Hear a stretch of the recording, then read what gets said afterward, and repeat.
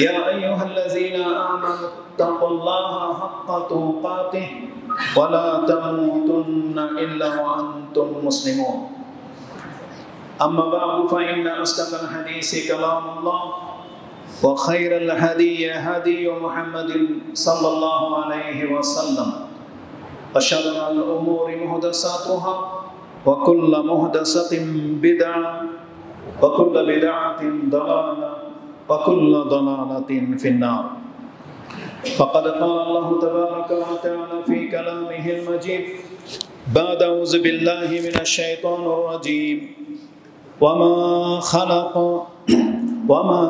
خلقنا السماء والأرض وما بينهما باطلا ذلك ظن الذين كفروا فويل للذين كفروا من النار أم نجعل الذين آمنوا وعملوا الصالحات كالمفسدين في الأرض أم نجعل المتقين كالفجار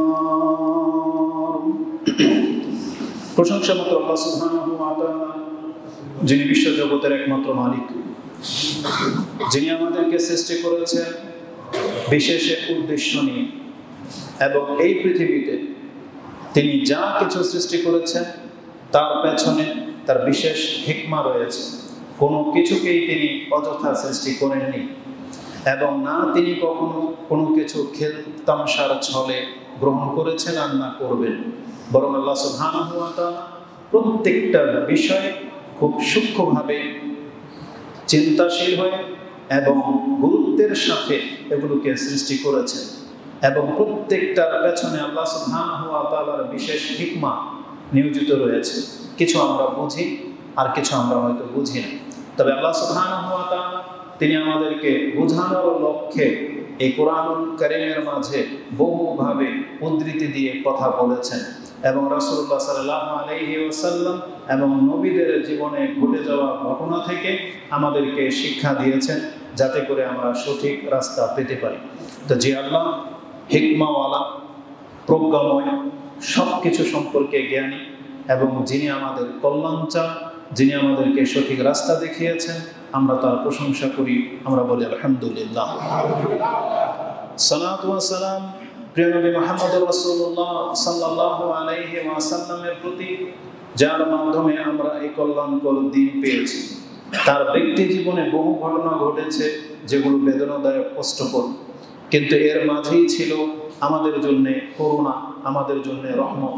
কারণ রাসূলুল্লাহ সাল্লাল্লাহু আলাইহি ওয়াসাল্লামের মাধ্যমে আমাদেরকে বহু কিছু সম্পর্কে শিক্ষা দেওয়া হয়েছে, যাতে করে আমাদের জীবনে এই সমস্যাগুলো যদি দেখা দেয়, এইরকম বিপদ আপদ যদি দেখা দেয়, তাহলে আমরা কিভাবে ধৈর্য ধারণ করব, কিভাবে আল্লাহর প্রতি বিশ্বাসী থাকব, সেই সম্পর্কে যেন আমরা জ্ঞান হাসিল করতে পারি।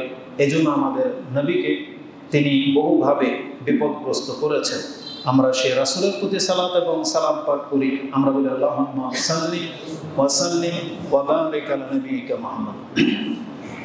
চলমান এই সময়গুলোতে রীতিনীতি অনুযায়ী আপনারা খুতবা শুনতে আসেন আর আমরা খুতবা দিয়ে থাকি, এটা রেওয়াজ। কিন্তু যদি আপনি চিন্তাশীল হন, তাহলে আপনি জেনে নেন এই খুতবা হয়তো সহজে আপনি শুনে নিচ্ছেন, কিন্তু এই খুতবা দেয়া, প্রস্তুত করা বা এই বিষয় নিয়ে কথা বলা, এটা অনেকটা দায়িত্বের, আর এটা অনেক কঠিন একটা বিষয়। আর দিন দিন যত যাচ্ছে, ফিতনা যত প্রকাশ পাচ্ছে, এই খুতবাগুলো হয়ে যাচ্ছে আরো বেশি কঠিন। কারণ প্রত্যেকটা কথা এর একটা দায়িত্ব রয়েছে। এই কথার মাধ্যমে হয় জাতি গোমরা হবে, অথবা জাতি হেদায়েত প্রাপ্ত হবে, এবং যার কথার মাধ্যমে মানুষ হেদায়েত প্রাপ্ত হবে, এটা তো তার জন্য কল্যাণকর। কিন্তু যার কথার কারণে যদি কেউ গোমরা হয়, এটা তার ব্যক্তির জন্য অনেক বড় একটা বিপর্যয়। আর এই কথার কারণে একটা জাতিতে বড় ধরনের বিশৃঙ্খলা লেগে যায়। এই কথার কারণে যেমন সম্পর্ক নষ্ট হয়, তেমনি রাষ্ট্রীয় বহু কিছু সমস্যা দেখা দিতে পারে।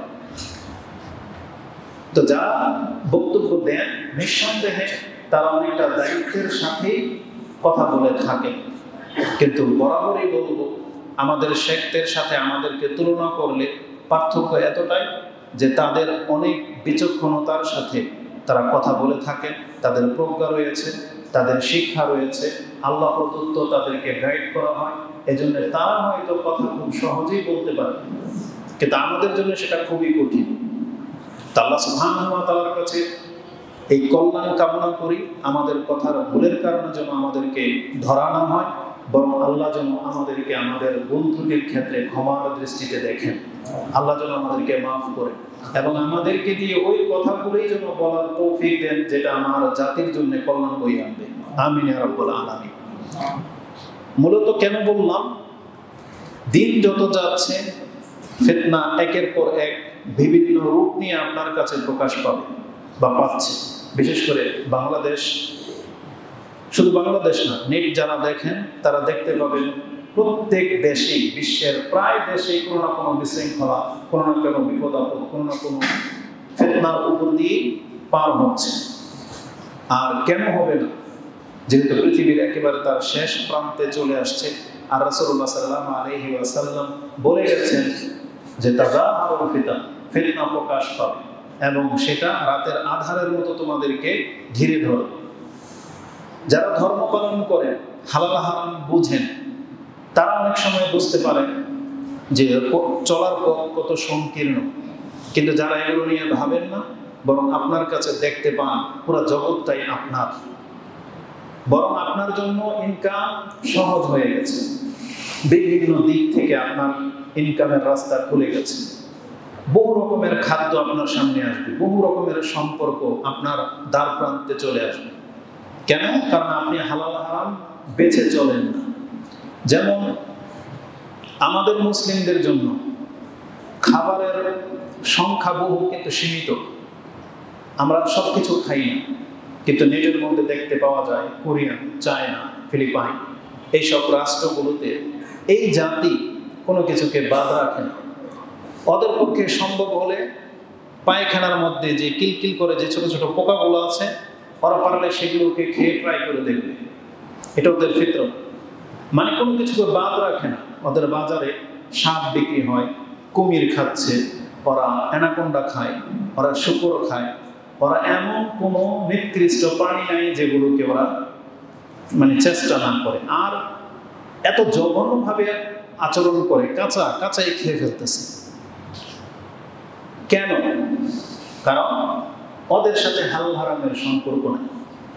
আমাদের মুসলিমদের মধ্যেও এমন বহু শ্রেণী আছে, আমরা হয়তো শূকর খাই না, ওটা আপনি ঘৃণা সেই জন্য খান না, কিন্তু আপনার কাছে রুচি এমন বহু কিছু আপনি খেয়ে ফেলতেছেন, যেমন সিগারেট, জর্দা, তামাক, এগুলো হারাম, কিন্তু আপনার রুচি হচ্ছে, অভ্যাস হয়ে গেছে, খেয়ে ফেলতেছেন।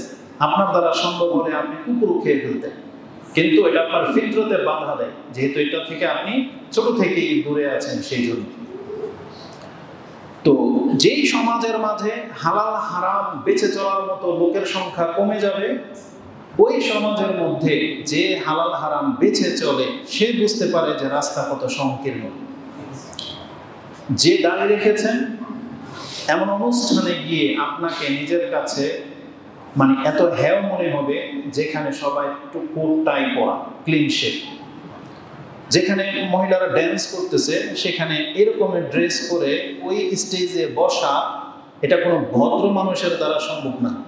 কিন্তু হিতাহিত জ্ঞান যারা নাই, যে দাড়ি টুপি হয়েও ড্যান্স করে, এরকম বহু দৃশ্য দেখেছি। এই এমন ফিতনায় পড়ে গেছে, আমরা আল্লাহর কাছে আশ্রয় চাই আমাদের দ্বারা যেন এই ফিতনা না হয়, বলে না হয়। তো দিন যত যাচ্ছে, আমরা যখন ভাবি আমাদের জন্য খুতবা প্রস্তুত করা খুব কঠিন হয়ে যাচ্ছে। আজকের খুতবাটা আশুলিয়া ওই ডেফোডিল ইউনিভার্সিটিতে দেওয়ার কথা ছিল, তো ওখানে যারা উপস্থিত থাকে তারা আমাদের মতো না, যেহেতু ইউনিভার্সিটির সব শিক্ষক এবং ছাত্ররা সেখানে থাকতো, হায়ার এডুকেটেড যাদেরকে বলা হয়, খুবই উচ্চ শিক্ষিত লোকেরা। তো তাদের জন্য বিষয়টা একরকম প্রস্তুত করেছিলাম, যে বিষয়টা আমাদের এখানে অতটা অ্যাডজাস্টেবল হবে না। যদিও আমার চলমান বিষয় হলো কিয়ামতের আলামতগুলো নিয়ে, আজকে কিয়ামতের কোনো না কোনো একটা আলামত নিয়েই দিতাম, কিন্তু বিষয়টা ওখানকার জন্য প্রস্তুত করার কারণে ওই বিষয়টা আমাদের সামনে রয়েছে।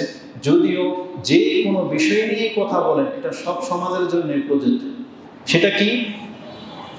উদ্দেশ্যমূলক কর্ম করা। আমরা যারা সকাল হয়েছে আবার রাত্রে বিছানায় যাই, এই 24 ঘন্টার একটা সার্কেল যে আমাদের অতিবাহিত হচ্ছে, আপনি লক্ষ্য করে দেখেন আমাদের অধিকাংশদের কোনো উদ্দেশ্যই নেই, কোনো উদ্দেশ্য নেই। ছোটদের জীবন যেমন, বাচ্চাদের ওর জীবনের কোনো উদ্দেশ্য নাই।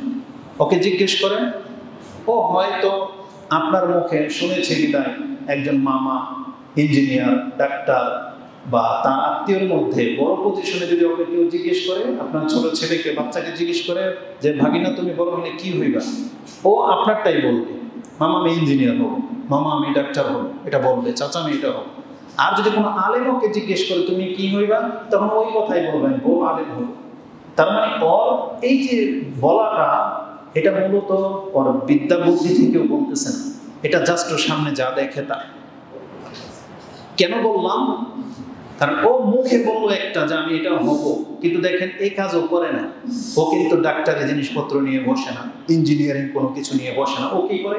সারাক্ষণ গেমস, যখন তখন ফিল্ডে, ও বৃষ্টিতে ভিজবে, ও ক্রিকেট খেলবে, ও গেমস খেলবে, ও পড়তে চায় না, ঘুমায় থাকবে, খাবে, এগুলো ওর ইচ্ছা। তার মানে ওর কোনো উদ্দেশ্য নেই, টার্গেট নাই। এটা শুধু ছোট না, বরং 30 বছর পর্যন্ত আপনি 20-25 বছরের একটা ছেলের জীবন দেখেন, যে পিকনিকে চলে গেছে, যে ডিজে পার্টি করতেছে, যে গার্লফ্রেন্ড নিয়ে মোটরসাইকেলে উড়াধুরা, মানে যেটাকে বলে ড্যামকে আর চলাফেরা করতেছে, ওকে জিজ্ঞেস করেন ওর জীবনের টার্গেট কি, ও বলতে পারবে। কারণ উদ্দেশ্যমূলক কর্ম করা ব্যক্তি এরকম হয় না, এরকম হয় না। তো মুসলিম ঘরের সন্তান ছোট থেকে নিয়ে 25 বছর পর্যন্ত ওর জীবনের কোনো উদ্দেশ্যই নেই, শুধু সকাল হয়, ঘুমায়, খায়, টিভি দেখে, এগুলোই ওর কাজ। তাহলে এটা হচ্ছে বাচ্চা বয়সের স্বভাব, পোলাপান খেলতামশায় যারা লিপ্ত থাকে। এবার আমাদের চ্যাপ্টারে আসে, তাহলে আমরা যারা 25 থেকে 40-50-এর মধ্যে আছি, যারা দায়িত্বশীল, তাদের জীবনটাও দেখেন উদ্দেশ্যহীন। কি উদ্দেশ্য? তাদের একটা উদ্দেশ্য থাকে, সংসার কিভাবে চালাতে হবে, টাকা ইনকাম করতে হবে, এই উদ্দেশ্যটা শুধু থাকে। কিন্তু মরে গেলে কি হবে এই সম্পর্কে তার কোনো মাথা ব্যথা নেই। তারপরে আসুন যাদের বয়স শেষ পর্যায়ে, যাদের বয়স 50 থেকে 70-এর মধ্যে আছে, এমন বহু মুরব্বী বয়োজ্যেষ্ঠদেরকে দেখেছি যে সে এখন হোটেলে বসে বসে টিভি দেখতেছে, চা খাচ্ছে, সিগারেট খাচ্ছে। তার মানে তার উদ্দেশ্য কি? তাহলে তার জীবনের শেষ স্টেপ এটা, উদ্দেশ্যহীন জীবনযাপন, শুধু সময় পাস করা। তো এই জন্য আজকের খুতবাটা আমি আপনাকে এই বিষয়ে নিয়ে আমি আমাকে এবং আপনাদেরকে তালকিন করব যে মুসলিমদের উচিত তার জীবনের একটা লক্ষ্য স্থির করা, আর কেন আমাদেরকে সৃষ্টি করা হয়েছে, আল্লাহর উদ্দেশ্যটা কি ছিল, এবং আমাদেরকে দিয়ে কি করানো হবে ভবিষ্যতে, পরবর্তীতে, পরকালে, এই বিষয়টা নিয়ে শুধু একটু ভাবতে হবে। এটা হবে আজকের খুতবার মূল বিষয়। তা আমি কথাটিকে ওই দিকে নিয়ে যাব, কারণ আল্লাহ সুবহানাহু ওয়া তাআলা আমাদেরকে মুসলিম করেছেন। আমরা পরকালে বিশ্বাসী। কিয়ামতের মাঠ এটা এমন একটা মাঠ হবে, সেখানে আমাদেরকে প্রশ্ন করা হবে, যেই জন্য আমাদেরকে সৃষ্টি করা হয়েছে এই বিষয় সংক্রান্ত। আমরা সেই হাদিসগুলো জানি যে 5টা প্রশ্ন করা ছাড়া হাসরের মাঠ থেকে উঠবে না। কবরের প্রশ্ন থেকেই শুরু, কবরে প্রশ্ন করা থেকেই শুরু, যে মান রাব্বুকা ওয়া মা দীনুকা ওয়া মান হাযার রাজুল আল্লাযী বুইসা ফীকুম। তারপর থেকে হাসরের মাঠে শুধু প্রশ্ন, এটা কেন করো নাই, এটা কেন করেছিলাম, এভাবে প্রশ্ন করা হবে। বরং বলা হয়েছে লা তাযুলা কাদামা ইবনে আদম হাত্তা ইউসআল আন খামস। হাসরের মাঠ থেকে পা হিলতে দেওয়া হবে না 5টা প্রশ্ন ছাড়া। عن شبابه فيما أفنى عن عمره فيما أبلى عن ماله من أين اكتسب وفيما أنفق وماذا عمل فيما علم। এভাবে প্রশ্ন করা হবে যে তোমার বয়স তুমি কিভাবে খরচ করেছো, যৌবনকালটা কিভাবে পার হয়েছে, টাকা কিভাবে ইনকাম করেছো, খরচই বা কোথায় করেছো, আর তোমার ইলম অনুযায়ী কি করেছো। ওই হাদিসগুলো এখানে নোট করি নেই, জাস্ট এখন ব্রেনে আসলো, এটা হাদিস তিরমিজিতে আছে। তাহলে প্রশ্ন করা হবে। তাহলে আমাদেরকে যেহেতু প্রশ্ন করা হবে, জানানো হয়েছে সবকিছু, তাহলে আমাদের প্রস্তুতিটা কোথায়? কারণ এই জন্য পরীক্ষার আগে, পরীক্ষাটা মূলত প্রশ্ন, আর প্রশ্ন করতে হবে বিদায় ছাত্ররা পড়ালেখা পরে যেটা আমাদের প্রশ্নের উত্তর দিতে হবে। কিন্তু আমাদের সেই প্রস্তুতিটা কোথায়? দুনিয়াতে হয়তো নকল করে অনেকে পাশ করে যায়, বা ঘুষ দিয়ে টাকা দিয়ে উপরে ক্লাস উঠিয়ে দেওয়া যায়, কিন্তু ওখানে বিচারক তো আল্লাহ। আর ওখানে এরকম ঠুমকা বিচার করা হবে না, যে একটা প্রশ্ন করা হবে হাত তোলো কে পারো, এরকম তো করা হবে না। পার্সন আল্লাহ বলেছেন মুফরাদ, মানে একা ডাকা হবে, অমুকের ছেলে অমুক দাঁড়াও, মানুষ সব দাঁড়িয়ে থাকবে একা, মানে প্রত্যেকে ফারদান। আল্লাহ কোরআনে সূরা মারইয়ামের মধ্যে বলেছে যে একা তোমাকে তোমার রবের সামনে আসতে হবে, এবং আল্লাহ নিজে কথা বলবে এমন একটা সময়। এটা মুসলিমদের জন্য একটা সৌভাগ্যবান, মুসলিমদের জন্য একটা সুসংবাদ। কিন্তু আল্লাহ কিন্তু কোনো কাফেরের সাথে, মুশরিকের সাথে কিন্তু কথা বলবেন। আল্লাহ প্রত্যেকটা মুসলিমের সাথে সরাসরি কথা বলবেন। আলহামদুলিল্লাহ, এটা আমাদের অনেক বড় একটা সম্মান। আল্লাহর কাছে এটা কামনা করে যে আল্লাহ আমি তোমার সাথে কথা বলতে চাই, এটা কামনা করতে হবে। কারণ রাসূল কি বলেছেন, যেই ব্যক্তি চায় না যে আল্লাহর সাথে তার সাক্ষাৎ হোক, আল্লাহও চায় না যে ওর সাথে আমার সাক্ষাৎ হোক। আর যে চায় যে আমি আল্লাহর সাথে সাক্ষাৎ হবে, আল্লাহ ওর সাথে সাক্ষাৎ করতে পছন্দ করেন। এই জন্য মুসলিম হিসেবে আমাদেরকে আল্লাহর সামনে দাঁড়াতে হবে। এটা যদিও ভয়ে, তবে এটা মনে আপনার তামান্না রাখতে হবে যে আমি আমার রবের সামনে দাঁড়াবো। কারণ আল্লাহ সুবহানাহু ওয়া তাআলা বলেছেন, যারা আল্লাহর সামনে দাঁড়াতে হবে এই জিনিসটাকে মানে বিশ্বাস করে নিয়েছে, তার জীবন তাদের মতো না যারা এটা মানে না। কারণ আল্লাহর প্রতি বিশ্বাস এবং আল্লাহর সামনে দাঁড়াতে হবে, এটা কিন্তু খুব সেন্সিটিভ জিনিস। কোরআনে আল্লাহ উল্লেখ করেছেন, যেমন আল্লাহ সুবহানাহু ওয়া তাআলা বলেছেন লিমান কানা ইয়ারজুল্লাহ ওয়াল ইয়াউমাল আখির। ওটা কোন আয়াতের মধ্যে আছে? যেমন লাকাদ কানা লাকুম ফি রাসূলিল্লাহি উসওয়াতুন হাসানা, যে রাসূলের মাঝে তোমার জন্য উত্তম আদর্শ রাখা হয়েছে। এই রাসূলকে দাঁড় করিয়ে দিয়ে আল্লাহ বলেছেন একে কেবল তারাই ফলো করবে যারা এটা বিশ্বাস রাখে যে আমাকে আল্লাহর সামনে দাঁড়াতে। লিমান কানা ইয়ারজুল্লাহ ওয়াল ইয়াউমাল আখির, যারা আল্লাহ এবং পরকালে আল্লাহর সামনে দাঁড়াতে হবে এই কথাতে বিশ্বাসী, সে এই রাসূলকে উপেক্ষা করে একটা কাজও করতে পারবে না। এটা হইতেই পারে না।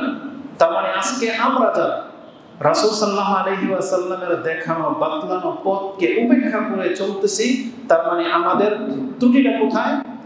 ওই যে বিশ্বাসে যে আল্লাহর সামনে আমাদেরকে দাঁড়াতে হবে, এই বিশ্বাসটা আমাদের ত্রুটি রয়েছে।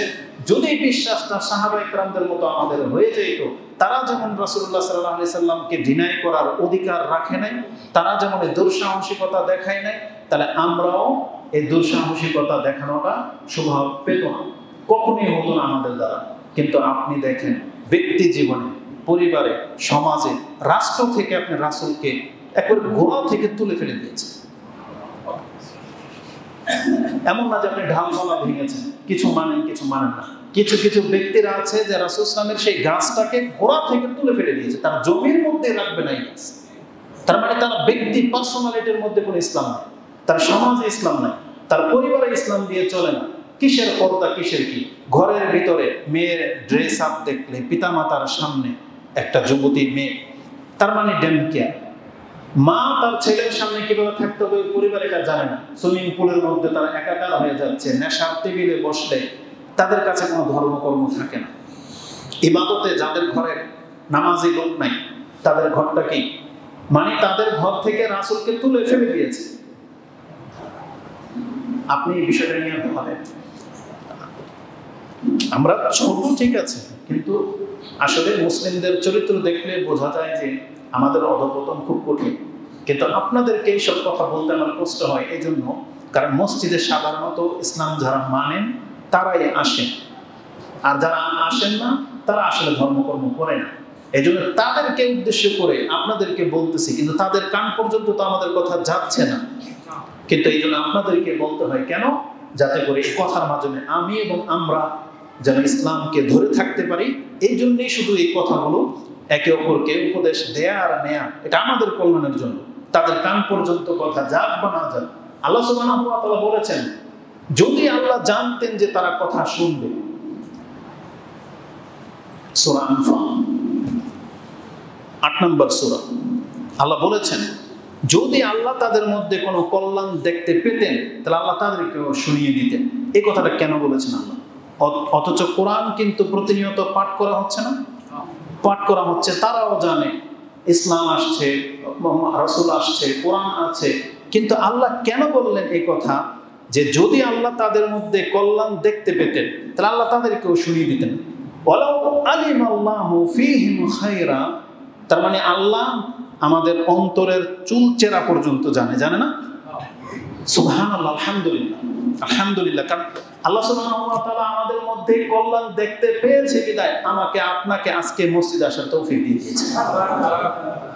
যারা হালাল খান আপনি জেনে নেন আল্লাহ আপনার মধ্যে কল্যাণ রেখেছে যদি আপনি হালাল খেতে পারেন। কথাটা কি আল্লাহ কি বলেছেন? ওয়ালাউ আলিমাল্লাহ, আল্লাহ যদি জানতেন ফীহিম খায়রা, তাদের মধ্যে ফেরাউনের মধ্যে কিছুটা হলেও কল্যাণ আছে, আবু জাহেলের মধ্যে কল্যাণ আছে, তাহলে আল্লাহ কি বলেছেন? লা আসমাহুম, তাদেরকে আল্লাহ শুনিয়ে দিতেন। তার মানে যেই কথাটা ওমর শুনতে পেয়েছিল এই কথাটা আবু জাহেল শুনতে পায়নি। তার মানে ডাকা হয়েছে তো দুজনকে, ডাকা হয় নাই? আর রাসূল সাল্লাল্লাহু আলাইহি ওয়াসাল্লাম দোয়াও কিন্তু করেছেন, আল্লাহ দুই আমরের এক যাকে আপনার পছন্দ আল্লাহ হেদায়েত করে দেন। আল্লাহ ওমর রাদিয়াল্লাহু তাআলাকে হেদায়েত করে দিলেন। কেন? আল্লাহ এই কথাই বলেছে যে ওমরের অন্তরে কল্যাণ আছে যেটা আবু জাহেলের মধ্যে নেই, কারণ অহংকার করেছিল।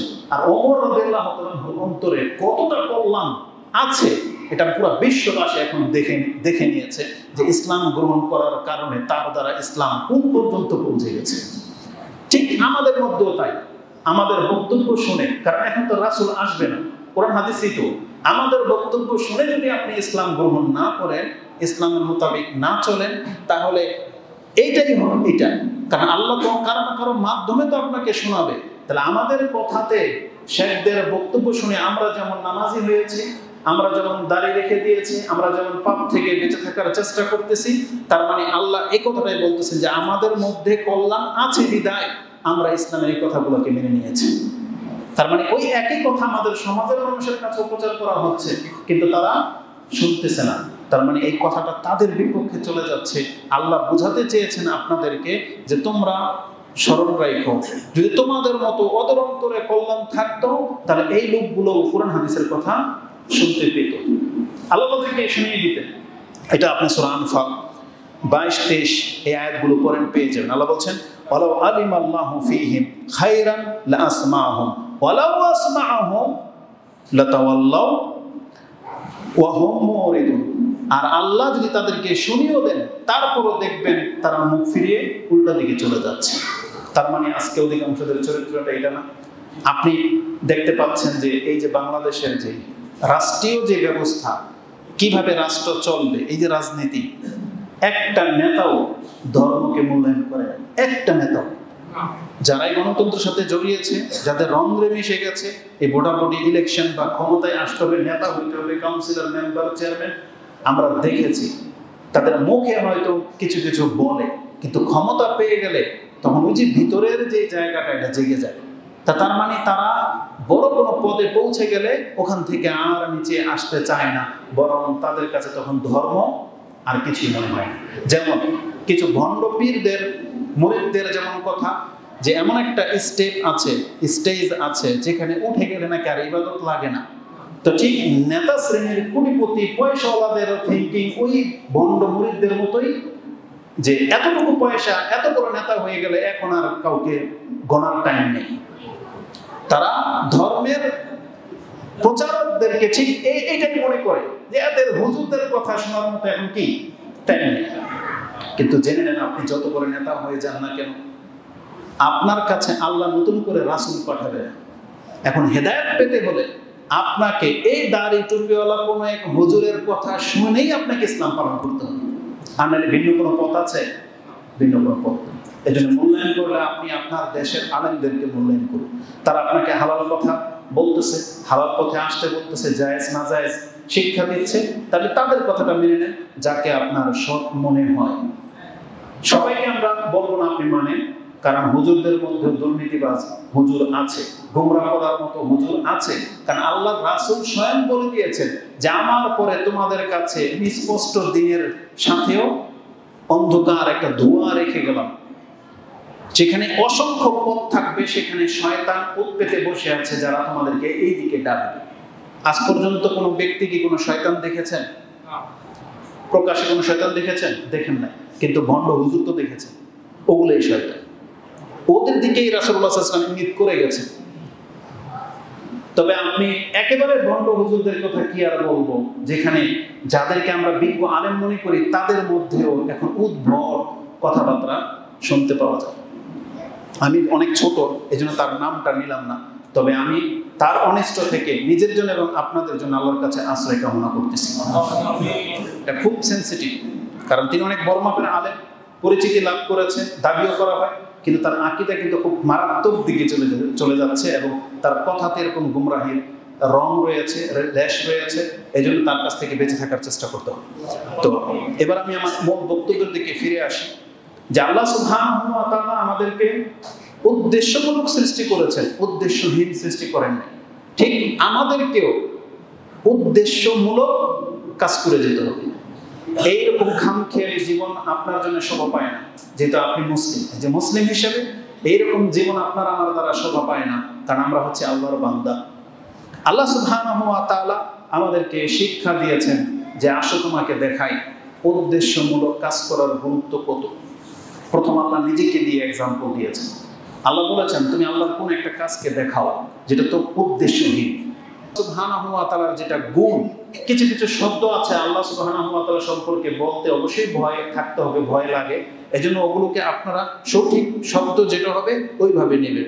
আমাদের মুখ থেকে ভুল উচ্চারণ হয়ে গেলে ওটা আমাদের উদ্দেশ্য না। উদ্দেশ্য হচ্ছে আল্লাহকে আপনার কাছে চিনানো, আল্লাহকে সাব্যস্ত করানো, মানে আল্লাহকে কোনো সৃষ্টির সাথে তুলনা করাও না, এটা হতেই পারে না। কারণ আল্লাহ সুবহানাহু ওয়া তাআলা নিজেই বলে দিয়েছেন লাইসা কামিসলিহি শাই, আমার মতো করে আমি কোনো কিছুই সৃষ্টি করিনি। এই জন্য এক্সাম্পল চলবে না। যেটা আল্লাহ সুবহানাহু ওয়া তাআলা বলেছেন ফালা তাদরিবু লিল্লাহিল আমসাল, তোমরা আল্লাহর জন্য তোমাদের মতো করে এক্সাম্পল দিবা না। মানে যেমন আমাদের হাত, আমাদের চোখ, এরকম করে আমরা যেভাবে ভাবি, আমরা যেভাবে কাঁদি, কষ্ট পাই, এইরকমের এক্সাম্পল আল্লাহর সাথে যায় না। তা থেকে আল্লাহ পবিত্র, সুবহানাল্লাহ, আল্লাহ হচ্ছেন পবিত্র। তো আল্লাহ সুবহানাহু ওয়া তাআলা তারপরেও তিনি আমাদেরকে তার নফসের কথা বলেছেন, চেহারার কথা বলেছেন। যেমনটা ওই থিংকিং রেখেই আপনাকে বলতেছি, যেমন আল্লাহ সুবহানাহু ওয়া তাআলা বলেছেন মানুষ তুমি কি মনে করো, আফাহাসিবতুম আন্নামা খালাকনাকুম আবাসা ওয়া আন্নাকুম ইলাইনা লা তুরজাউন। মানুষ তুমি কি মনে করো, আন্নামা খালাকনাকুম আবাসা, খড়কুটা করে সৃষ্টি করেছি। তার মানে আল্লাহ খড়কুটাকেও সৃষ্টি করেছেন এই এক্সাম্পল দেওয়ার জন্য। কারণ আমরা ধান নিয়ে আসি কিন্তু খড় কি করি, বাইরে ফেলে রাখি। তার মানে খড় বাইরে ফেলে রাখারই জিনিস, আর ধান ঘরে নিয়ে আসার জিনিস। ওই যে ফেলে রাখা যে বস্তুটা, আল্লাহ কি বলেছেন আমাদেরকে, তুমিও কি ভেবেছো তোমাকে এরকম খড়কুটার মতো বাইরে ফেলে দেওয়ার জন্য আমি আল্লাহ সৃষ্টি করেছি? আফাহাসিবতুম আন্নামা খালাকনাকুম আবাসা, যে আমি তোমাকে এমনিতেই সৃষ্টি করেছি। এবং মানুষকে উদ্দেশ্য করে এই আয়াতটা সূরা মুমিনুনের মধ্যে রয়েছে, যেটা আপনি 115তে পেয়ে যাবেন। এবং সেম ডাইরেক্ট মানুষকে উদ্দেশ্য করে আপনি সূরা কিয়ামা 75 নম্বর সূরা 36 নম্বর একটা আয়াত পেয়ে যাবেন। আল্লাহ বলেছেন আয়াহসাবুল ইনসানু আইয়ুতরাকা সুদা, মানুষ কি মনে করেছে যে তাকে আমি ওই পরিত্যক্ত ফেলে দেওয়ার মতো বস্তুগুলোর মতো সৃষ্টি করেছি। যেমন কিছু জিনিস আছে ফেলে দেওয়া হয়, ওগুলো কোনো কোনো উপকার, কিন্তু আমার আপনার যেগুলো উপকার নাই সেগুলো আমরা কি করি, ফেলে দিই। বাদামের চোখা, আপনি চোখা খান নাকি বাদাম খান? তো বাদাম খেয়ে চোখা কি করেন, ফেলে দিচ্ছেন। তাহলে আল্লাহ সুবহানাহু ওয়া তাআলা বলছেন মানুষ তুমি কি মনে করো তোমাকে আমি এরকম ফেলে দেওয়ার মতো সৃষ্টি করেছি, যে পৃথিবীতে তোমাকে সৃষ্টি করে ছেড়ে দিলাম আর তোমাকে উঠানো হবে না, তোমাকে দিয়ে আর কোনো কাজ নাই, তুমি কি এটা মনে করেছ? এই জন্য আল্লাহ সুবহানাহু ওয়া তাআলা কথাটাকে এই ভঙ্গিমায় বলেছেন আয়াহসাবুল ইনসান আইয়ুতরাকা সুদা, মানুষ কি মনে করেছে যে মানুষকে আমি এইভাবেই ছেড়ে দেওয়ার জন্য সৃষ্টি করেছি? বরং না, কারণ দুইটা কথার জবাব কিন্তু আল্লাহ ওই আয়াত দিয়ে উল্লেখ করেই দিয়েছেন, ওয়া আন্নাকুম ইলাইনা লা তুরজাউন, তোমাকে কি আমার কাছে ফিরে আসতে হবে। তার মানে আল্লাহ যেহেতু বলেছেন যে তোমাকে আমার কাছে ফিরে আসতে হবে না, এটা তো বলেন না, যেহেতু ফিরে আসতে হবে, এই জন্য আমরা অনেক সময় আমাদের বাচ্চাদেরকে ধমক দিই। আমাকে বিশেষ করে আমার দাদা এরকম বলতো, যখন দুষ্টামি করতাম, মাঠে খেলতাম, যখন ডাকলো আসলাম না, তখন কি বলে, তুই কি আর ঘরে আতি না? আমাদের ভাষায় বলি কিনা যে তুই কি তাহলে আজকে বাসায় আসতি না, তার মানে আসবি তো, তখন তোকে মজা দেবে। তো আল্লাহ সুবহানাহু ওয়া তাআলা বলেছেন ওয়ান্নাকুম ইলাইনা লা তুরজাউন, তুমি কি মনে করেছো তোমাকে কি আমার কাছে ফিরে আসতে হবে না? তার মানে আসতে হবে, আসতে হবে। আল্লাহর কাছে ফিরে যাওয়াটা এত কঠিন বা এতটা স্পষ্ট চ্যালেঞ্জিং আল্লাহ সুবহানাহু ওয়া তাআলা এটাকে করেছেন। এক ব্যক্তির উদাহরণ দিয়ে আল্লাহ বুঝিয়েছেন। বনী ইসরাইলের এক ব্যক্তি আতাহুল্লাহু মালান ওয়া ওয়ালাদান, তওবা, মুসলিমের তওবার 50 নম্বর অধ্যায়ে আপনি হাদিসটা পেয়ে যাবেন, এবং ইমাম বুখারী আরো কয়েক জায়গায় এনেছেন হাদিসটাকে, যে এক ব্যক্তিকে আল্লাহ সন্তান সম্পত্তি দিয়েছেন, কিন্তু সেই ব্যক্তি আসরাফা আলা নাফসি, সে নিজের জীবনটাকে অনেক বেশি পাপ দিয়ে খারাপ করে ফেলেছিল। সেই ব্যক্তি যখন মরার সময় আসছে, সে তার ছেলেদেরকে কি বলেছিল, বা আখাযা মাউসিকান, তার সন্তানদের কাছ থেকে সে ওয়াদা নিয়েছে তোমরা এমনটা করবাই করবা, কি আমি মরে গেলে আমাকে জ্বালিয়ে দিবা, জ্বালিয়ে দেওয়ার পরে হাড় হাড্ডিগুলো একবারে পিষে ফেলবা, পিষে ফেলার পরে সমুদ্রের কিনারায় গিয়ে ফিল বাররি ওয়াল বাহার, তোমরা বাতাসের মধ্যে ছুঁড়ে মারবা, সমুদ্রে কিছু পড়ে যাবে, বাতাসে কোথাও আমাদের ধূলিকণাগুলোকে নিয়ে যাবে। কেন? লাইন কাদারা আলাইয়া রাব্বি, যদি আমার রব আমাকে বিচারের মাঠে উঠান তাহলে আমাকে এমন শাস্তি দেবে যেটা পৃথিবীর কাউকে দিবে। এই যে লাস্টে যে ভয়টাও পেয়েছে, সে বাঁচার জন্যই কাজটা করেছে।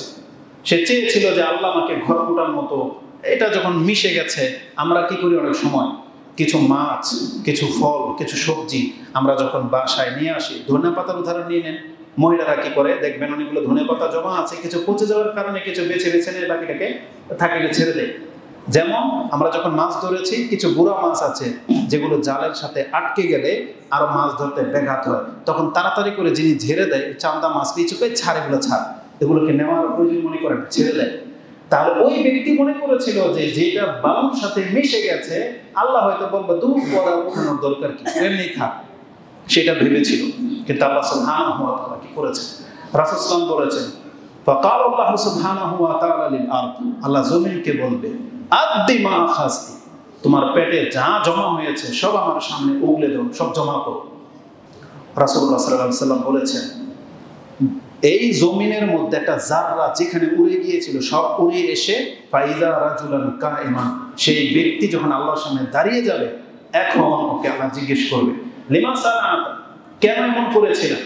তখন এই ব্যক্তি সত্যটাই বলবে মাখাফাতুকা ইয়া রাব ওয়া আনতা তাআলা ওয়া আনতা আলাম, আল্লাহ তুমি ভালো করে জানো যে ওইটা আমি তোমার ভয়ে করেছিলাম।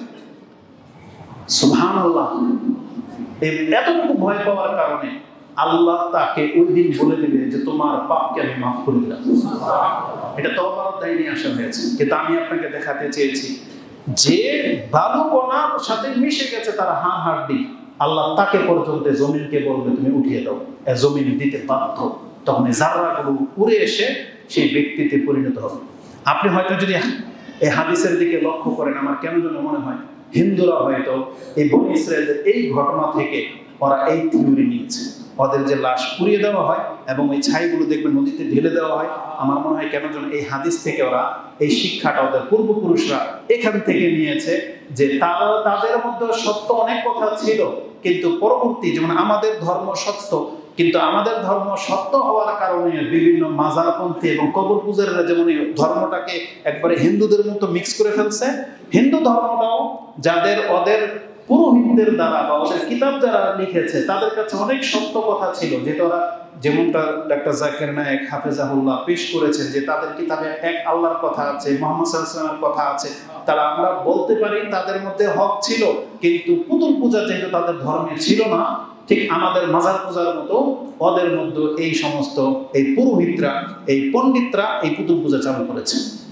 তো ওরা এই কথাগুলো ওখান থেকে নিয়েছে যে এইভাবে করলে হয়তো আল্লাহর কাছে মাপ পাওয়া যাবে, কিন্তু আল্লাহ সুবহানাহু ওয়া তাআলা আমাদেরকে এই থিওরি দেয় নেই। একটা মুসলিমের দেহ যেমন সম্মানিত, মরে যাওয়ার পরেও তার দেহটা সম্মানিত, এই জন্য আমাদের ধর্মে পুড়ে না আগুনের সাথে মুসলিমের কোনো সম্পর্ক নাই, এটা একটা জেনে নেই। তার মানে যারা শিরক করে, যারা পাপ করবে তাদের সাথে আগুনের সম্পর্ক আছে, মূলত আগুনকে আল্লাহ কোনো মুসলিমের জন্য সৃষ্টি করে। সুবহানাল্লাহ, মানে মুসলিমদের দেহের সাথে আগুনের কোনো সম্পর্ক নেই। আল্লাহ সুবহানাহু ওয়া তাআলা এইভাবে আমাদেরকে বাঁচাতে চেয়েছেন। এই জন্য জাহান্নামে যখন ফেলা হবে, আপনি দেখবেন জাহান্নামেরও দরজা আছে, এই দরজা দিয়ে কোনো মুসলিমকে আল্লাহ ঢুকাবে না। আল্লাহ বলবে তুমি উপর দিয়ে পার হও, তুমি যদি পাপের কারণে ছিটকে পড়ে যাও এটা তোমার কারণে, তুমি এই কথা বলতে পারবে না যে আল্লাহ আমাকে জাহান্নামে ধাক্কা দিয়ে ঠেলে দিয়েছে। সুবহানাল্লাহ, আপনি কি মনে করেন আপনি তারপর আল্লাহকে চিনবেন না? আল্লাহ সুবহানাহু ওয়া তাআলা আমাদেরকে জানিয়ে দিয়েছেন ওয়া আন্নাকুম ইলাইনা লা তুরজাউন, তোমাকে কি আমাদের কাছে ফিরে আসতে হবে না? তার মানে আমাদেরকে কেন আল্লাহ সৃষ্টি করেছে সেই উদ্দেশ্য এখানে স্পষ্ট, যে আমাদেরকে কিন্তু আল্লাহর কাছে ফিরে যেতে হবে। এজন্য আমাদেরকে এগুলো নিয়ে ভাবতে হবে। আল্লাহ সুবহানাহু ওয়া তাআলা তিনি যে আমাদেরকে বাতিলভাবে সৃষ্টি করেন নাই, শুধু আমাদেরকে কেন, পৃথিবীর যা কিছু আপনার নজরে আসে, এই ভূমিকম্প হচ্ছে, বন্যা হচ্ছে, জলোচ্ছ্বাস হচ্ছে, বা কোথায় কি নক্ষত্র কত কি আছে, কাফেরদের কাছে এগুলোকে প্রাকৃতিক কিছু মনে হয়, যেগুলো প্রকৃতির খেলা, এগুলো প্রকৃতির একটা নিয়ম তারা মনে করে। কিন্তু আল্লাহ বলেছেন না, যালিকা যান্নুল লাযিনা কাফারু, এই প্রকৃতি নিয়ে যদি কেউ বলে যেগুলো সবই প্রকৃতি, ওই যে ব্লাস্ট হয়ে আকাশ পৃথিবী আলাদা হয়ে গেছে, তারপরে ব্ল্যাক হোল, উমুক তুমুক, এগুলো যদি জাস্ট একটা প্রকৃতি তারা মনে করে, আল্লাহকে বলেছেন যালিকা যান্নুল লাযিনা কাফারু, এগুলো তো কাফেরদের ধারণা হতে পারে, কিন্তু মুসলিমদের ধারণা কি? একজন মুমিন কেমন হতে পারে? এই দুনিয়া রাত দিন পার হয়ে চলে যাচ্ছে, বয়স নির্ধারণ করে দেওয়া হয়েছে। আল্লাহ কি বলেছেন? মুসলিমদের কাজ কি? মুসলিম কেন কাফেরদের মতো চিন্তা করতেছে? কিন্তু একটা প্রকৃত মুসলিম কিভাবে চিন্তা করে আল্লাহ তার এক্সাম্পল দিয়েছেন। যেমন কোরআনে সূরা আলে ইমরান 3 নম্বর সূরার 191 নম্বর আয়াতে আপনি পেয়ে যাবেন, যেখানে আল্লাহ বলেছেন আল্লাযীনা ইয়াযকুরুনাল্লাহা কিয়ামান ওয়া কুউদান ওয়া আলা জুনুবিহিম ওয়া ইয়াতাফাক্কারুনা ফি খালকিস সামাওয়াতি ওয়াল আরদ রাব্বানা মা খালাকতা হাযা বাতিলা সুবহানাকা ফাকিনা আযাবান নার। একজন মুমিনের গুণ হলো সে যেখানে যে অবস্থায় থাকবে, মানে শুইতে বসতে উঠতে, সে সব সময় আল্লাহকে স্মরণ করবে। আল্লাহ, সে আল্লাহকে স্মরণ করবে, আর সে এটা তার অন্তরে গেঁথে গেছে যে আকাশ এবং জমিনের মাঝে আমি কেন, যা কিছু আছে এগুলো একটাও আল্লাহ বাতিল কোন উদ্দেশ্য নিয়ে সৃষ্টি করেন না, এগুলোর প্রত্যেকটার পেছনে আল্লাহর বিশেষ হিকমা, বিশেষ উদ্দেশ্য রয়েছে। আর যখনই আপনি এটা বুঝতে পারবেন, দেখেন এটার সাথে জাহান্নামের সম্পর্ক রয়েছে, মানে আল্লাহর জিকির ইবাদতের সাথে সাথে জাহান্নামের সম্পর্ক রয়েছে। তার মানে একজন মুসলিম যখনই চিন্তাশীল হবে, তখনই তার চিন্তা চলে যাবে আমি জাহান্নাম থেকে কিভাবে মুক্তি পাবো। এই জন্য বলেছেন সুবহানাকা ফাকিনা আযাবান নার, আল্লাহ তুমি আমাকে জাহান্নামের আগুন থেকে মুক্ত করে দাও। তার মানে আপনার প্রতিদিন আল্লাহর চিন্তা থাকতে হবে, এবং চিন্তাটা এক পর্যায়ে জান্নাত জাহান্নামের দিকে নিতে হবে, যে আমার শেষ ঠিকানা এটা, আমি কি তাহলে জান্নাত পাবো না জাহান্নাম? এজন্য আল্লাহর কাছে আপনাকে জান্নাত চাইতে হবে এবং জাহান্নাম থেকে মুক্তি কামনা করতে হবে। এটা আল্লাহ বলেছেন প্রকৃত মুমিনদের এটা কাজ। তাহলে আমাদের কাজ কি? আজকে পৃথিবীর অধিকাংশ মুসলিমদের চরিত্র হয়ে গেছে কাফেরদের মতো। এরা প্রকৃতি দেখে দেখে মজা নেয়, প্রকৃতি দেখে মজা নেয়, কিন্তু উপদেশ নেয় না। আল্লাহ সুবহানাহু ওয়া তাআলা আমাদেরকে উপদেশ নেওয়ার জন্য বলেছেন। তো আল্লাহ সুবহানাহু ওয়া তাআলা আমাদেরকে বাতিলভাবে সৃষ্টি করেন নাই, এই উদ্দেশ্যটা আপনি মাথায় নিয়ে আপনাকে দিন অতিবাহিত করতে হবে। এখানে আমি বক্তব্যটা শেষ করার আগে আল্লাহ সুবহানাহু ওয়া তাআলার উদ্দেশ্যের হিকমার একটা বিশেষ দৃষ্টিভঙ্গি আপনার কাছে পেশ করি। এটা প্রয়োজন হবে যাদের জীবনে বিভিন্ন রকমের দুঃখ দুর্দশা, ব্যথা, কষ্ট লেগেই আছে।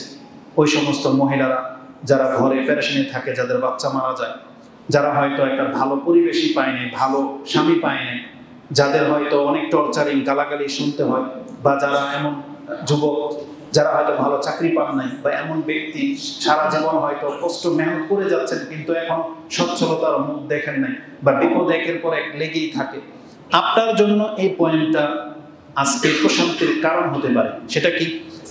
আমাকে আপনাকে জানানো হয়েছে যে আল্লাহ কোনো কিছুকে উদ্দেশ্যহীন সৃষ্টি করেন নাই, সব কিছুর পেছনে আল্লাহর উদ্দেশ্য রয়েছে, যেটাকে কোরআন এবং হাদিসের ভাষায় হিকমা বলা হয়। এটা বোঝার জন্য আমি আপনার কাছে কয়েকটা এক্সাম্পল তুলে ধরব। এটা বুঝলে কি হবে, কেন এই পয়েন্টটা আমি আপনার কাছে তুলে ধরব, যখন আপনি জানবেন যে আল্লাহর কোনো একটা কাজ এটা অযথা না, এটার পেছনে রহস্য রয়েছে, কোনো ভালো কারণ রয়েছে, এটাকে হিকমা বলা হয়, এটা আল্লাহর হিকমা। আগে বলেছে যে কিছু আমাদেরকে জানানো হয়েছে আর কিছু জানানো হয় নাই। যেগুলো জানানো হয়েছে ওখান থেকে দুই একটা কথা আমি আপনাকে বলি, এটা যদি আপনি বুঝতে পারেন বা মেনে নিতে পারেন, আমি আশা করি আপনার জীবনের বহু দুঃখ কষ্ট লাঘব হয়ে যাবে, আপনার আক্ষেপ দূর হয়ে যাবে। সেটা কি? যে আল্লাহ সুবহানাহু ওয়া তাআলা এমন ব্যতিক্রম কিছু ঘটান যেগুলোর পেছনে বড় মহৎ কিছু থাকে। একটু আগে যে দুব্বার উদাহরণ দিয়েছিলাম, আপনি এটা নিয়ে নেন। যে দুবলা ঘাস আপনি আপনার ফসলের জমিতে পছন্দ করেন না, আমি অনেক আগেই এই উদাহরণটা আমার মাথায় বসেছিল। যখন আমি সৌদি আরব থেকে এসেছি, আমার একটা জায়গা ছিল প্রায় 99%, 1 একরের মতো প্রায়। ওটাতে যখন আমি পার বেঁধেছি, বিশাল পার না, অনেক বড় পার। তো এখন এই পার মাটির যে পার, এটাকে ধরে রাখতে গেলে বলা হয়েছে ঘাস লাগাইতে হবে, দুবলা ঘাস, নাইলে বৃষ্টিতে মাটি ভেঙে যাবে। তখন এই বিশাল পার দুবলা ঘাস একটা করে 1 হাত 1.5 হাত 2 হাত পর পর একটা করে দুবলার গোড়া রেখে দিলেই কাজ হয়ে যাবে। এরপর কি হবে? এই দুব্বা নিজে থেকে গজাবে এবং পুরো পার সবুজ হয়ে যাবে, তাই না? এখন আপনি ওই যে দুবলা ঘাস যেটা পানি ছাড়া হয়ে যায়, আর যেখানে আপনি ওই লাল শাকের বিচি, পালং শাকের বিচি ফেলেছেন, যেগুলো পরিচর্যা করে টাইম টু টাইম পানি দিলে গজে, আর তার আগে দুবলা ঘাস আগে গজে, তাই না? এবার আপনি বলেন তো দেখি, এই দুবলা ঘাসকেও যদি পানি দিয়ে জিন্দা করতে হতো, তাহলে যাদের এই বিঘা বিঘা জমি আছে, এই দুবলা ঘাস তাজা করতে তার কত লাখ টাকার পানি লাগতো, কত মেহনত দিতে হতো। কিন্তু আল্লাহ এই ঘাসটাকে এত সহজলভ্য করে দিয়েছে, যেটা পারে রেখে দিলে পানিও দেওয়ার প্রয়োজন হয় না, এটা এমনি জিন্দা হয়ে যায়। আপনার পার সেফ, আপনার মেহনত সেফ। এই জন্য জায়গা মতো রাখতে হবে, ওই জন্য আল্লাহ ওটাকে সৃষ্টি করেছে, তাহলে আপনার এই কষ্টটা লাঘব হয়ে যাবে। দ্বিতীয়ত এবার আসেন বাস্তব ব্যক্তি জীবন। মুহাম্মদ রাসূলুল্লাহ সাল্লাল্লাহু আলাইহি ওয়াসাল্লাম সবচেয়ে উত্তম ব্যক্তি, তাই না? তার জীবন থেকে আমাদেরকে শিক্ষা নিতে হবে। তার কোন ছেলে কি বেঁচে ছিল? রাসূল সাল্লাল্লাহু একটা ছেলেও বেঁচে ছিল না। আপনার হয়তো 2-1টা ছেলে হয়ে গেছে, মরে গেছে বা হয় না। আপনি আল্লাহকে কত বাজে মন্তব্য করেন, আল্লাহ সম্পর্কে কত বাজে মন্তব্য যে আপনি করেন, তার মানে আপনার এটা একটা আক্ষেপ, একটা ব্যথা আছে যে আল্লাহ এতদিন বছর পরে একটা ছেলে দিল, তাও নিয়ে নিল। এই যে ওই স্কুলে কতগুলো সন্তান মারা গেল না, মাইলস্টোন, এই রকমের বহু ঘটনা ঘটে। কিন্তু সেই বাপ মা আমরা দেখেছি আল্লাহ সম্পর্কে এত বাজে মন্তব্য করে ফেলে কেন? কারণ তার কষ্ট লেগেছে, তার কলিজার টুকরাটা নিয়ে গেছে। এবার আপনি বলেন তো দেখি, তাহলে ব্যক্তি পর্যায়ে যেটা আমাদের সবার প্রিয় হচ্ছেন মুহাম্মদ রাসূলুল্লাহ সাল্লাল্লাহু আলাইহি সাল্লাম, তাহলে আল্লাহ যখন তার ছেলেগুলো নিয়ে গেলেন, মেরে দিলেন, তাহলে এটা কেমন ঘটনা বলেন তো? বাস্তবিক আপনার কাছে মনে হবে এটা খুব কঠিন, খুব কষ্ট, যে আল্লাহ মুহাম্মদ সাল্লাল্লাহু আলাইহি ওয়াসাল্লাম অন্তত একটা ছেলে বাঁচিয়ে রাখতেন। কিন্তু রহস্য জানেন, হিকমা জানেন, মুহাম্মদ সাল্লাল্লাহু আলাইহি ওয়াসাল্লামের ছেলেগুলো কেন মারা গেল, এটা আমাদেরকে একটা কষ্টের কারণ হয়ে থেকে যাইত, যদিও আল্লাহর সমস্ত ফয়সালার প্রতি মুসলিমরা মাথা নত করে মেনে নেবে, কিন্তু একটা কৌতূহল থেকে যাইত। কিন্তু আল্লাহ সুবহানাহু ওয়া তাআলা সেই কৌতূহলটাকে দূর করে দিয়েছেন। রাসূলুল্লাহ সাল্লাল্লাহু আলাইহি সাল্লামের ছেলেদের মধ্যে ইব্রাহিম, আব্দুল্লাহ, এরা কেন বেঁচে ছিল না, এই সম্পর্কে বুখারীতে একটা হাদিস এসেছে যে ইবনে আবি আওফাকে জিজ্ঞেস করা হয়েছিল যে আপনি কি রাসূল সাল্লাল্লাহু আলাইহি ওয়াসাল্লামের ওই ছেলেটাকে দেখেছেন ইব্রাহিম, যে মোটামুটি কোলে নেওয়ার মতো যোগ্য হয়ে গিয়েছিল, নাতুস হয়ে গিয়েছিল। তখন বলেছিল রাআইতা ইব্রাহিম ইবনান নবী সাল্লাল্লাহু আলাইহি ওয়াসাল্লাম, আপনি কি রাসূল সাল্লাল্লাহু আলাইহি ওয়াসাল্লামের ছেলে ইব্রাহিমকে দেখেছেন? তখন সাহাবী তিনি বলতেছেন কালা মাতা সাগীরা, ও তো ছোটবেলায় মারা গেছে, একেবারে কোলে থাকতেই মারা গেছে। তার মানে হয়তো তিনি দেখে নাই বা দেখেছেন একবার ছোট অবস্থায় মারা গেছে। এই সাহাবী তিনি বলতেছেন, যেটা তাদের কাছে জ্ঞান আসছে, ওয়ালাউ কুদিয়া আইয়াকুনা বাদা মুহাম্মাদিন সাল্লাল্লাহু আলাইহি ওয়াসাল্লাম নবিয়ান আশা ইবনাহু, আল্লাহ সুবহানাহু ওয়া তাআলার ফয়সালার মধ্যে যদি মুহাম্মদ সাল্লাল্লাহু আলাইহি ওয়াসাল্লামের পরে আবার নবীর কোন সিলসিলা জারি থাকতো, মানে নবীর যদি আরো চান্স থাকতো, তাহলে আল্লাহ তার এই ছেলেকে বাঁচিয়েও রাখতেন এবং এই ছেলেকে নবীও করতেন। বোঝেন কথা? তার মানে মুহাম্মদ সাল্লাল্লাহু আলাইহি ওয়াসাল্লামের সম্মানটাকে আল্লাহ বহাল রাখার জন্য আল্লাহ তার কোনো ছেলেকে বাঁচিয়ে রাখেন। এটা মুহাম্মদ সাল্লাল্লাহু আলাইহি ওয়াসাল্লামের সম্মানকে বাঁচিয়ে রাখার জন্য। যে যেহেতু বলেছে আপনাকে আমি সবচেয়ে বেশি সম্মান দিয়েছি আর আপনার পরে আর কোনো নবী পৃথিবীতে আসবে না, তাহলে মুহাম্মদ সাল্লাল্লাহু আলাইহি ওয়াসাল্লাম যেহেতু সর্বশেষ নবী, এটাকে বহাল রাখার জন্য আল্লাহ সুবহানাহু ওয়া তাআলা হিকমা দেখে তাকে ছেলে দেওয়া হয়েছে যাতে কেউ তাকে বাঞ্জা বলতে না পারে, কিন্তু সেই ছেলেকে বাঁচিয়ে রাখা হয়নি। বুঝেন, এটা হচ্ছে আল্লাহ সুবহানাহু ওয়া তাআলার হিকমা। তাহলে আপনাকেও বুঝতে হবে আল্লাহ সুবহানাহু ওয়া তাআলা হয়তো আপনার জন্য এমন কোনো কল্যাণকর কিছু রেডি করে রেখেছেন বা দেখতে পাচ্ছেন যার ফলে আপনার সাথে এটা ঘটানো হয়। তারপরে সূরা কাহাফের মধ্যে মুসা এবং খাজির আলাইহিস সালামের সেই ঘটনা তো জানেন। ফাকাতালা নাফস, সে একজন যুবক একটা অল্প বয়সের বাচ্চাকে মেরে দিল। ওসা আকাতালতা যাকিয়াতান যাকিয়া নাফসান বিগাইরি নাফসিন লাকাদ জিতা শাইআন নুকরা, তুমি একটা নিষ্পাপ নিরপরাধ ছেলেকে বাচ্চাকে হত্যা করে দিলে, এটা তো খুব মন্দ কাজ হইল। তখন খাজির আলাইহিস সালামের মাধ্যমে আল্লাহ জানিয়ে দিয়েছেন যে ওয়ানাল গোলাম ফাকানা আবাওয়াহু মুমিনাইন ফাখাশিনা আইয়ুরহিকাহুমা তুগয়ানা ওয়া কুফরা, যে আমার ভয় হচ্ছে যে এর বাপ মা যত সৎ, এই ছেলেটা নিশ্চয়ই এটা আল্লাহর পক্ষ থেকে ওহী করে জানানো হয়েছে, এই গায়েবের খবর কোনো নবীও জানে না, যে এই ছেলেটা তার বাপ মাকে অনেক বেশি বাড়াবাড়ি করতে এবং কি কুফরি পর্যায়ে নিয়ে যেত, এজন্য আল্লাহ এটা ইচ্ছা করেছেন, তাহলে ওকে মেরে দাও, ইনশাআল্লাহ এর পরে যে সন্তানটা হবে আল্লাহ এর মাধ্যমে অনেক উত্তম একটা সন্তান তাদেরকে দেবেন। তার মানে এটা হিকমা, এটা আল্লাহ সুবহানাহু ওয়া তাআলা এরকম করেন। উপরন্ত তাহলে আপনার যে ছেলেটা মারা গেছে আপনাকে এইভাবে নিতে হবে যে হয়তো ও ভবিষ্যতে আমার জন্য ভালো হতো না, এই জন্য আল্লাহকে নিয়ে গেছেন। অথবা পজিটিভটা নিতে পারেন, কারণ নেগেটিভ পজিটিভ দুইটাই আমাদেরকে জানানো হয়েছে। পজিটিভটা কি? আল্লাহ সুবহানাহু ওয়া তাআলা বলেছেন যে আমার কোন বান্দার প্রিয় বস্তু যদি আমি আল্লাহ দুনিয়া থেকে তার জীবদ্দশায় নিয়ে নিই, তখন ফেরেশতাদেরকে কি বলা হয় যে আমার বান্দার কলিজার টুকরাটাকে তোমরা নিয়ে আসছো। তখন আমার বান্দা কি বলেছে? তখন ফেরেশতারা বলে যে সে আলহামদুলিল্লাহ বলেছে, মানে আপনার প্রশংসা করেছে এবং ধৈর্য ধারণ করেছে। তখন আল্লাহ তার জবাবে কি বলেন? ওর জন্য জান্নাতে একটা ঘর বানানো হোক, যে ঘরের নাম হবে বাইতুল হামদ, প্রশংসার ঘর।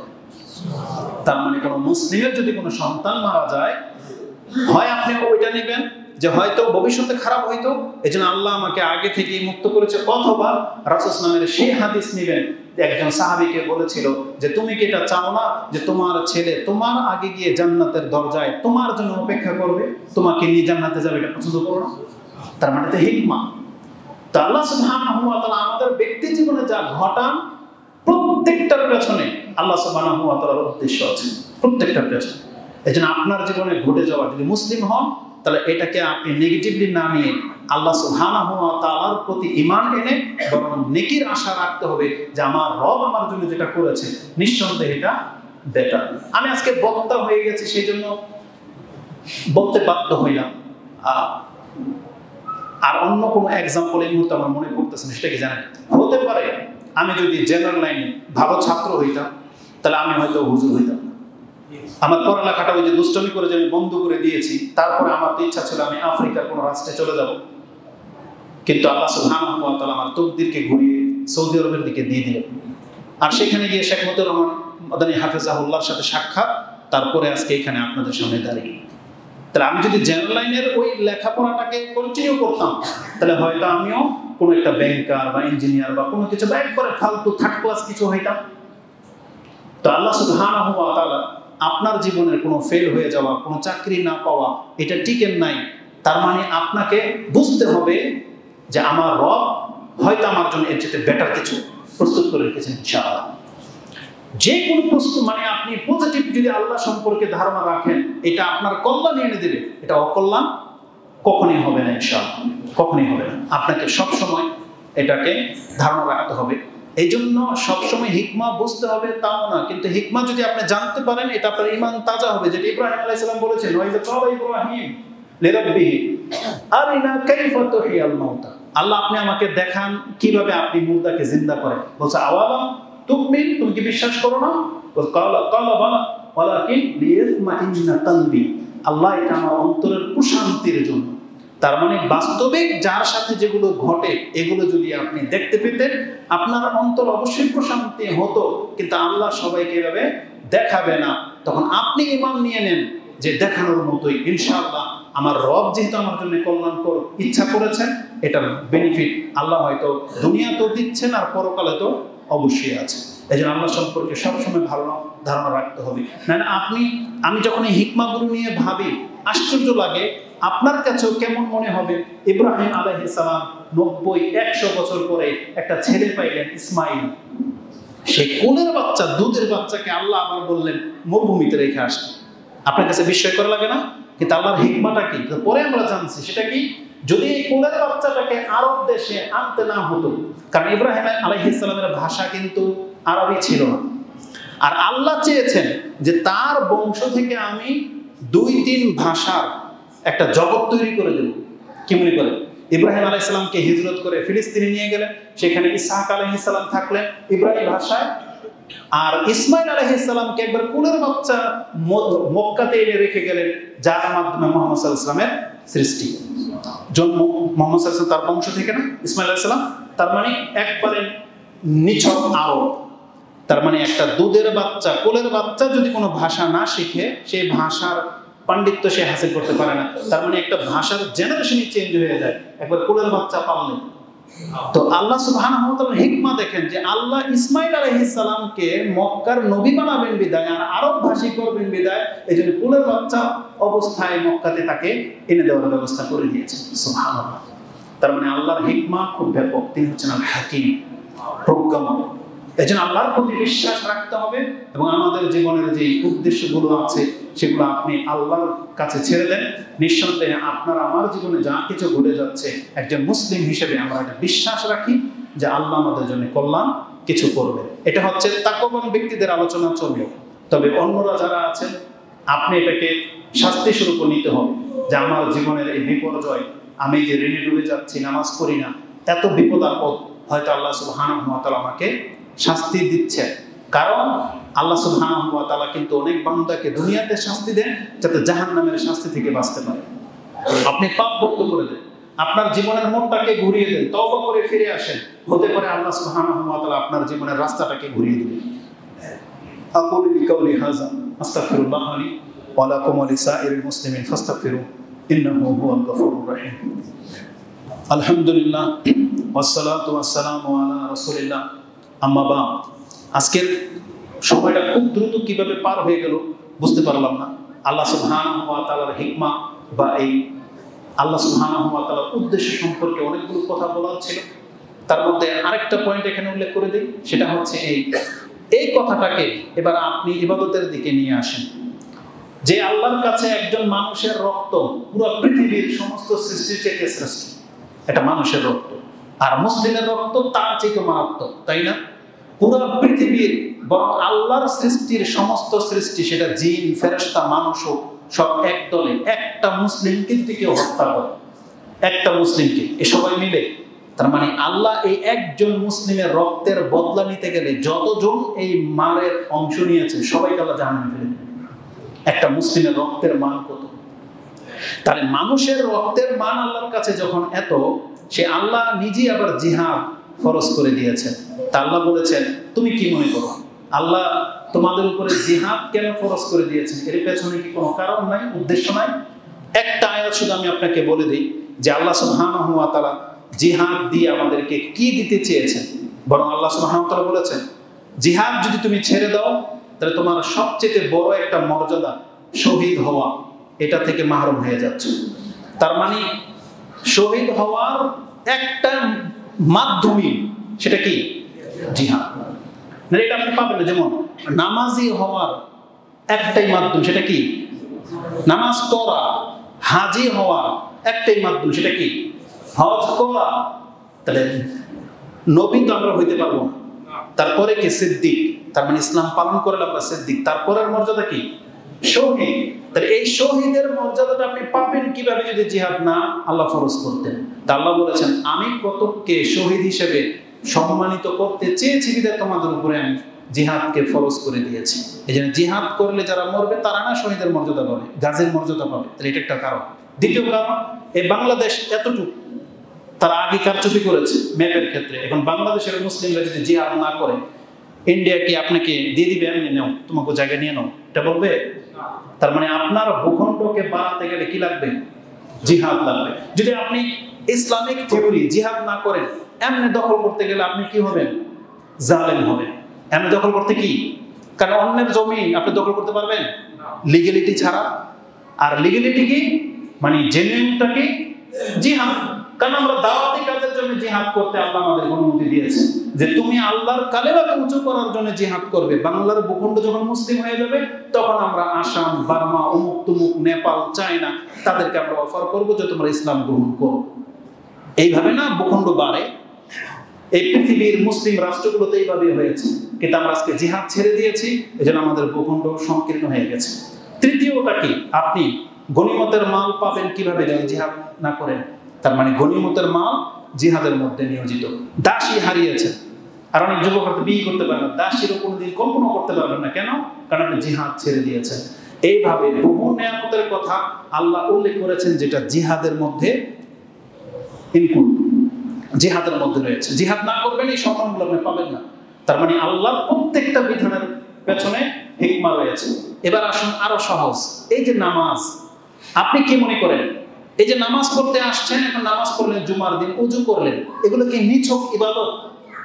আপনি হাত ধুইলেন, পা ধুইলেন পানি দিয়ে, আর আপনি তো অনেক সময় গোসল করেন বা খেলাধুলা করে এসে যখন কাজ করে আসেন, আপনি তো লুঙ্গি কাঁচা দিয়ে একবার রান পর্যন্ত ধুন না? ওই ধোয়া আর টাকনা পর্যন্ত ওযুর ধোয়া, এটা কি এক? তার মানে আপনাকে বুঝতে হবে আল্লাহ সুবহানাহু ওয়া তাআলা যেখানে আমরা এই পর্যন্ত ধুই তাতে কোনো নেকি নাই, কিন্তু এতটুকু যদি নিয়ম মাফিক ধোয়া হয় তাতে নেকি রাখার ব্যবস্থা আছে। তার মানে এই ইবাদতগুলো আপনি নিছক ইবাদত ভাববেন না, বরং এই ইবাদতগুলোর মাধ্যমে এক তো এটা আল্লাহর বন্দেগী প্রকাশ পায়, আর এর পরপর যে সবচেয়ে বড় বেনিফিট, তার মানে হলো প্রত্যেকটা ইবাদতে আপনার মর্যাদা যেমন বৃদ্ধি পাচ্ছে, আপনার পাপ মাফ হয়ে যাচ্ছে। এটা কত বড় হিকমা!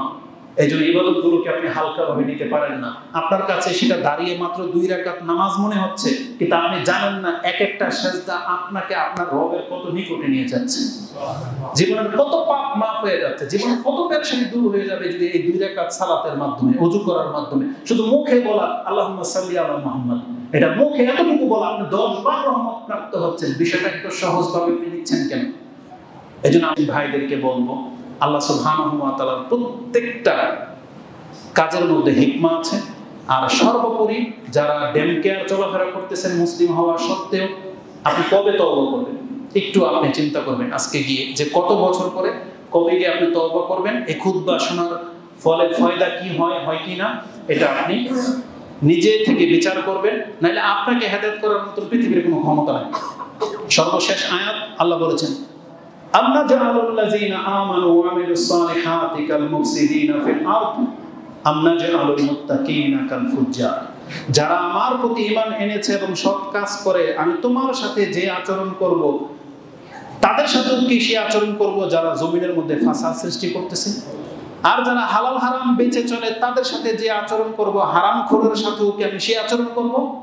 আল্লাহ বলছেন না, এই 2 ব্যক্তির সাথে এক আচরণ করা হবে না।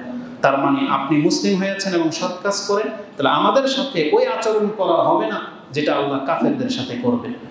আপনি হালাল খান, তাহলে আপনার আমার সাথে ওই আচরণ করা হবে না যেটা হারামখোরের সাথে করা হবে। তার মানে 2 এর মৃত্যুটা একরকম না, 2 এর জীবনটাও একরকম না। এজন্য আল্লাহর কাছে দোয়া করে, আল্লাহ তুমি আমাকে এবং আমাদের মুসলিম ভাইদেরকে ইসলামের ছায়াতলে আসার তৌফিক দাও। আল্লাহ আমাদের দ্বারা অনেক পাপ হয়ে গেছে, আল্লাহ তুমি আমাদের পাপগুলোকে maaf করো। আল্লাহ আমাদেরকে খুব দ্রুত তোমার কাছে তওবা করে ফিরে আসার তৌফিক দাও। এই কোরআন সুন্নাহর যে দাওয়াত, আল্লাহ এটা আমার অন্তরে বসিয়ে দাও, এবং আমাদের অন্তর থেকে আল্লাহ তুমি হিংসা বিদ্বেষ দূর করে দাও, এবং আমাদেরকে আল্লাহ তুমি হেদায়েত দান করো। আমিন ইয়া রাব্বাল আলামিন।